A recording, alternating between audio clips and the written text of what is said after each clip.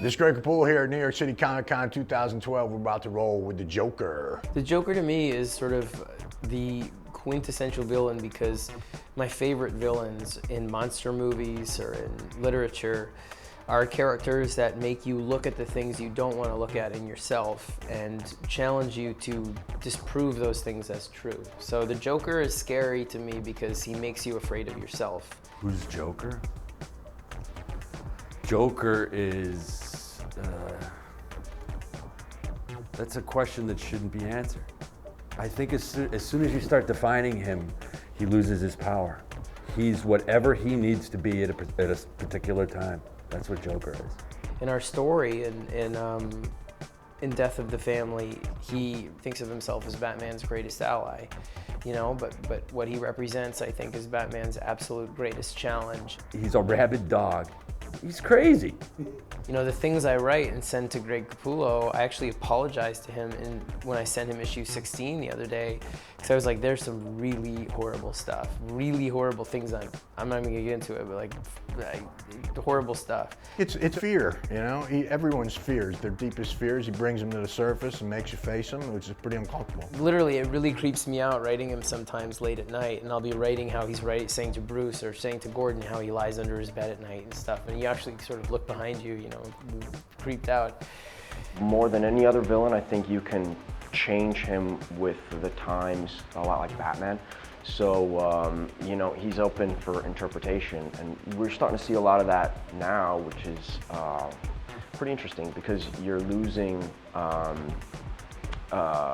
elements of the character and gaining new facets. And the reason that Joker's story came about was because I was looking at Batman and the family and thinking, I have young children, and how frightening the world becomes all of a sudden. The things you never thought twice about are suddenly so threatening, and it makes you feel old in some ways. Not old like, oh, I'm so old I can't go out at night. Old like the world is scary.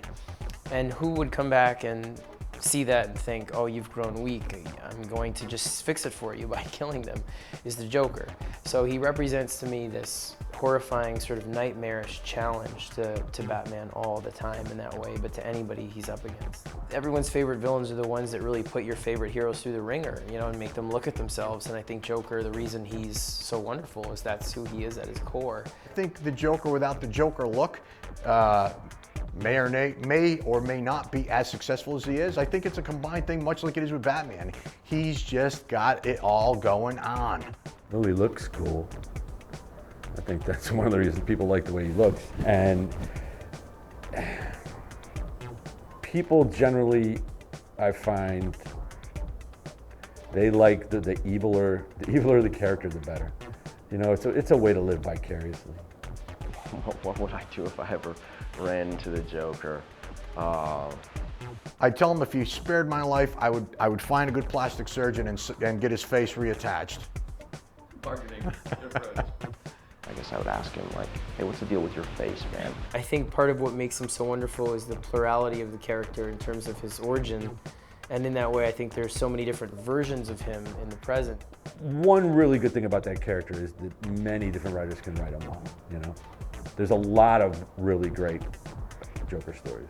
My favorites are the Return of the Joker and Batman Beyond, but also I would say The Killing Joke obviously is one of the greatest stories of the Joker ever, and Dark Knight Returns, how he's portrayed there, and in Grant's stuff as well. I would have to go with his first appearance, the first Joker story of all time. I always go to my Bible, Dark Knight Returns. I know, like I said, there's a zillion of them out there, and everybody will have their opinion, but that's what turned me on. I love that. Well, you know, the Killing Joke's really great.